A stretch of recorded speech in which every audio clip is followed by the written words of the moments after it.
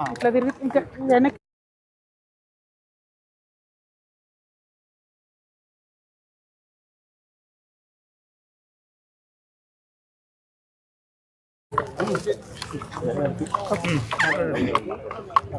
ఓకేనా మీడియా మనోడేడ్రా నాయన.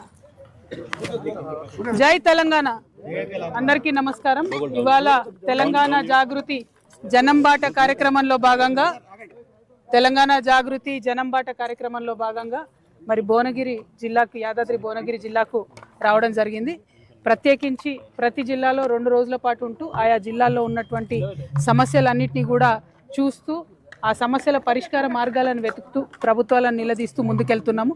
ఇప్పటి వరకు మేము దాదాపుగా 16 జిల్లాల్లో పర్యటన చేస్తాం. ఈ 16 జిల్లాల్లో కూడా అనేక సమస్యలు మా చొరవ వల్ల పరిష్కారం అయినాయి కాబట్టి చాలా సంతోషపడతా ఉన్నాము.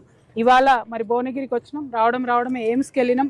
ఎయిమ్స్ 2015-14 ప్రాంతంలో నేను పార్లమెంట్ మెంబర్గా ఉన్నప్పుడు కూడా చాలా గొడవ చేసి పార్లమెంట్లో నిలబడి మాకు కొత్త రాష్ట్రం వచ్చింది, ఎయిమ్స్ కావాలని పట్టుబెట్టి తెచ్చుకున్నాం. ఫస్ట్ ఇండియా మొత్తంలో కూడా ఇది బ్రౌన్ ఫీల్డ్ ప్రాజెక్ట్. ఆల్రెడీ మన దగ్గర నిమ్స్ ఉన్న దాన్ని ఎయిమ్స్ చేయడం జరిగింది. ఆ తర్వాత ఇన్ని సంవత్సరాలకు కూడా 2016లో ఎయిమ్స్ ప్రారంభమైతే ఇన్ని సంవత్సరాలకు కూడా కనీసం అక్కడ ఎమర్జెన్సీ మెడిసిన్ దొరకనటువంటి పరిస్థితి ఉన్నది. ఎవరైనా యాక్సిడెంట్ కేసు పోతే వెనక్కి పంపిస్తున్న పరిస్థితి ఉన్నది. ఆ డైరెక్టర్ గారితో మాట్లాడడం జరిగింది. అల్టిమేట్గా అక్కడ ఉన్నటువంటి ఎయిమ్స్ డైరెక్టర్ చెప్పేది ఏంటంటే, ఎవరైతే ఇప్పుడు గుత్తేదారు ఉన్నారో, కాంట్రాక్టర్ ఉన్నారో, ఆయన బిల్డింగ్లు కట్టడంలో చాలా ఆలస్యం చేస్తున్నాడు.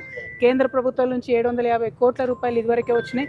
ఇంకొక 450 కోట్ల రూపాయలు ఎస్క్రో అకౌంట్లో ఉన్నాయి.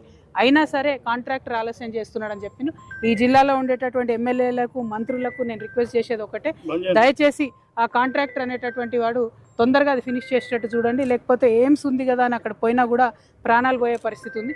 అంత మంచి ఇన్స్టిట్యూట్ వచ్చినప్పుడు వెంటబడి త్వరితగతిన పనులు పూర్తి చేసుకోవాల్సిన బాధ్యత మన మీద ఉన్నది. ఆ తర్వాత ఇక్కడ RRRకి సంబంధించి మన భువనగిరి టౌన్లోనే, రాయగిరి ఇదివరకు ఊరుగా ఉన్నది టౌన్లో కలిసిపోయింది.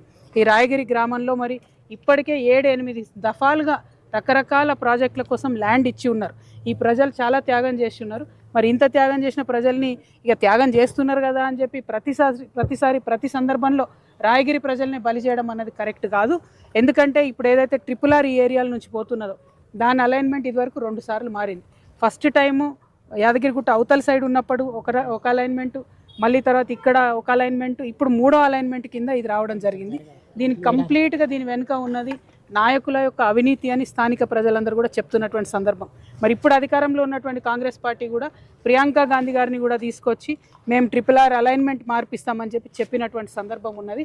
నేను ఇవాళ డిమాండ్ చేస్తున్న కాంగ్రెస్ ప్రభుత్వాన్ని, కోమటిరెడ్డి వెంకటరెడ్డి గారిని, మీ జిల్లాలో మీరు కూడా స్వయంగా కలెక్టరేట్లో కూర్చొని ఒక్క గుంట జాగా కూడా పోనీయ మీ రైతులకు అని చెప్పిండ్రు.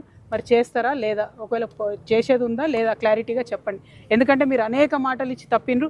అట్లనే ఇది కూడా తప్పుతాం అనుకుంటున్నారేమో, కానీ మేమందరం కూడా వారికి మద్దతుగా ఉంటాం. రైతన్నలందరూ కూడా నిజంగా క్షమించాలి. నేను కూడా అప్పుడు టీఆర్ఎస్ పార్టీలో ఉన్నా. ఆ టైంలో మిమ్మల్ని జైల్లో వేయడం జరిగిందని చెప్పిండ్రు. మరి అప్పుడు జరిగినటువంటి అవినీతి వాస్తవానికి నా దృష్టిలో లేదు. ఉండుంటే అప్పుడు కూడా మీ పక్షాన్ని నేను నిలబడేదాన్ని అనే విశ్వాసం నాకున్నది. దానికి మిమ్మల్ని క్షమాపణ నేను కోరుతా ఉన్నాను. ఎందుకంటే రైతన్నలను బేడీలేయడము, రైతన్నలను అరెస్ట్ చేయడం అన్నది దుర్మార్గం. అది కూడా కొంతమంది ఎమ్మెల్యేలు వారి భూములను కాపాడుకోవడం, అరెస్ట్ చేయడం అన్నది మరింత దుర్మార్గం. ఆ దుర్మార్గాన్ని ఇప్పుడు కాంగ్రెస్ పార్టీ కొనసాగించదలుచుకుందా అన్న విషయం మాత్రం వెంకటరెడ్డి అన్న చెప్పాలి. ఖచ్చితంగా కోమటిరెడ్డి గారు నేను డిమాండ్ చేస్తున్నా, ఏదైతే మాట మీరు ఇచ్చారో, మీ నాయకురాలు ప్రియాంక గాంధీ ఇచ్చారో నిలబెట్టుకోండి. ఇక్కడ రైతులు భూమి సస్యమీర ఇయ్యమని చెప్తున్నారు, భూములు ఇచ్చేదే లేదు, అలైన్మెంట్ మార్చాల్సిందే అని పట్టుబడతా ఉన్నాం. మరి దానికి ప్రయత్నం చేయవలసిందిగా మంత్రి గారిని నేను